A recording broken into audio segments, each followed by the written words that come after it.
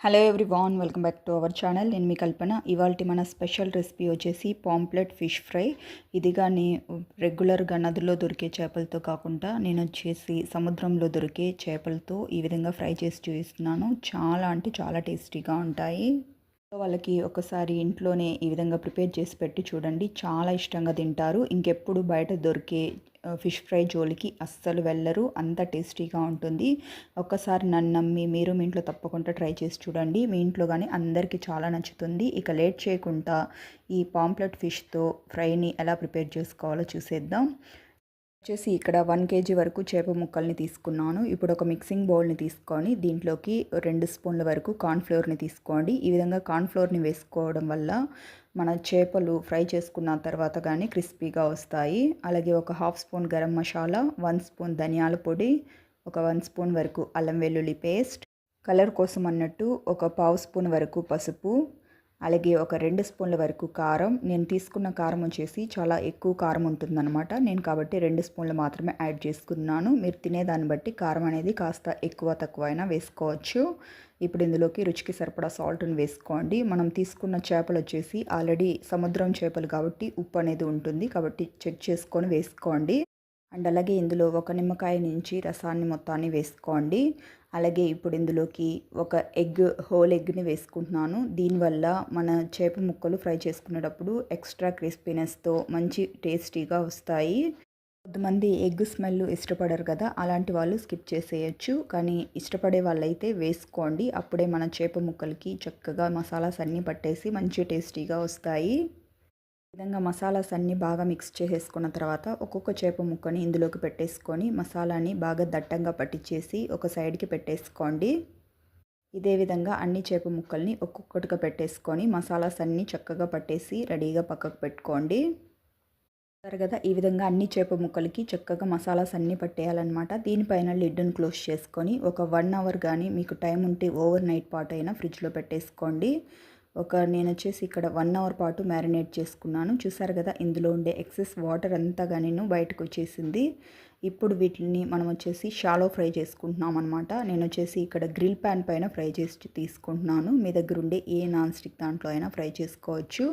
Non stick దాంట్లో అయితే చేప ముక్కలు అనేవి అంటుకోకుండా ఈజీగా ఊడొస్తాయి. ఇందులోకి ఒక 2 స్పూన్ల వరకు ఆయిల్ని వేసుకొని ఆయిల్ అన్ని వైపులకి బాగా స్ప్రెడ్ అయ్యేలాగా ఈ విధంగా ఒకసారి స్ప్రెడ్ చేసేసి తీసుకోండి. ఈ ఆయిల్ కాస్త వేడెక్కిన తర్వాత ఒక్కొక్క చేప ముక్కగా కొంచెం డిస్టెన్స్ ఉండే విధంగా పెట్టేసుకోండి. ఆ డిస్టెన్స్ ఉండడం వల్ల మన చేప ముక్కలు ఈజీగా త్వరగా ఫ్రై అవుతాయి. అలాగే మనకు టర్న్ చేసుకునేటప్పుడు కానీ ఒకదానికొకటి అంటుకోకుండా ఈజీగా వస్తాయి. వచ్చేసి ఇక్కడ ఒకేసారి ఒక 6 చేప ముక్కలను అయితే ప్యాన్లోకి ప్లేస్ చేసేసుకున్నాను. 6 పెట్టేసుకున్న తర్వాత ఒక 5 నుంచి 7 నిమిషాల పాటు లో టు మీడియం ఫ్లేమ్లోనే ఫ్రై అవ్వనివ్వండి. మనం ఇక్కడ లో టు మీడియం ఫ్లేమ్లో ఫ్రై చేస్తున్నాం కాబట్టి స్లోగా ఫ్రై చేసుకుంటేనే ఇందులో ఉండే పోషకాలన్నీ కానీ మనకు పుష్కలంగా లభిస్తాయి. అలాగే స్లోగా ఫ్రై చేసుకోవడం వల్ల లోపల వరకు మసాలాస్ అన్నీ కానీ బాగా పట్టేసి చక్కగా ఫ్రై అవుతాయి. ఒక 5 నిమిషాలు అయిపోయిన తర్వాత చేప ముక్కల్ని ఫ్రై అయ్యాయా లేదా చెక్ చేసుకొని చూసుకోండి. చూసారు కదా, కాస్త అయితే డ్రై అయ్యాయి అన్నమాట. ఈ విధంగా కొద్దిగా ఫ్రై అయిన తర్వాత వీటిని వేరే సైడ్కి స్లోగా టర్న్ చేసుకొని మనం ఈ చేప ముక్కల్ని 4 వైపులా కానీ చక్కగా కాల్చుకోవాలన్నమాట. ఫస్ట్ 2 సైడ్లకు టర్న్ చేసుకొని కాల్చుకున్న తర్వాత మిగిలిన 2 సైడ్లు ఒక్కొక్క సైడ్కి పెట్టేసుకొని కాల్చుకోవాలి. చేప ముక్కలు ఫ్రై అయిన తర్వాత మాత్రమే ఈ విధంగా టర్న్ చేసుకోవాలి. అప్పుడే మనకు చేప ముక్కలన్నీ కానీ విరిగిపోకుండా వస్తాయి.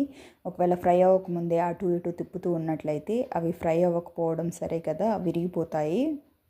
నాకు వచ్చేసి ఇక్కడ చేప ముక్కలు చక్కగా అన్ని వైపులా ఫ్రై అవ్వడానికి ఒక 15 మినిట్స్ టైం అయితే పట్టింది. ఒక 15 మినిట్స్ పాటు ఫ్రై చేసుకున్న తర్వాత ఈ చేప ముక్కలన్నిటినీ కానీ సర్వింగ్ ప్లేట్లోకి తీసేసుకుంటున్నాను. చూసారు కదా, అన్ని వైపులా కానీ చక్కగా ఫ్రై అయిపోయాయి. ఎక్కడ పచ్చిదనం అనేది అయితే లేదు. వచ్చేసి ఈ చేప ముక్కల్ని అరిటాకులో సర్వ్ చేస్తున్నాను. అరిటాకు పైన ఏ వస్తువైనా సరే మనం వేడివేడిగా పెట్టుకున్నట్లయితే అరిటాకులో ఉండే పోషకాలన్నీ కానీ మనం పెట్టుకున్న డిష్ ఏదైతే ఉంటుందో దాంట్లోకి చక్కగా వచ్చేస్తాయి. ఇలా సర్వ్ చేసుకున్న దీనిపైన కొద్దిగా కొత్తిమీరను చల్లేసుకొని నిమ్మకాయ అలాగే ఉల్లిపాయ కాంబినేషన్తో తిన్నారంటే టేస్ట్ అయితే అద్దిరిపోతుంది.